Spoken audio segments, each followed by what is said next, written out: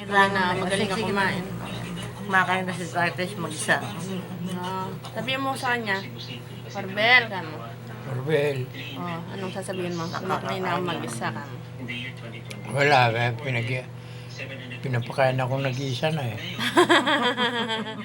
Para masana ni mga kamay mo kasi part ng exercise yan. Di ba, Nay? Di ba? Oo, Tay. Kasi exercise na yan sa'yo para gumagalaw yung mga muscles mo, ne? Oh, Nagdala ako ng yung pangalan ng kilikili mo. Pero hindi mainit, okay lang yan? Mamaya na lang yung mainit pag sinaynay na. oh. Sige, sige. Ay, hindi mainit ngayon. Pinakulo ko na kanina pa eh. Pero pwede naman yung gawin mamaya pagka naghila mo siya ulit na. Eh, wala, ako na po ba? Sige, wag na. Kasi nainay na lang pala para mainit na. Wah, Sige, sige. kung hindi kasi mainit, parang Parang walang, Parang ano sarap na, ko lang. Wah. parang walang relax na. Kasi yung malis pag mainit. Diba? Pero nawala na yung kate. Hindi na masyado.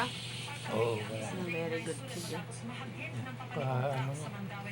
Kakonsuelo ko nung wala na yung katinan. Wow, sino bang hindi makonsyelo sa walang kati ng kilikili? Ayan kuya, tingnan mo si Taytay, si Nainay. Kumakain si Taytay mag-isa na.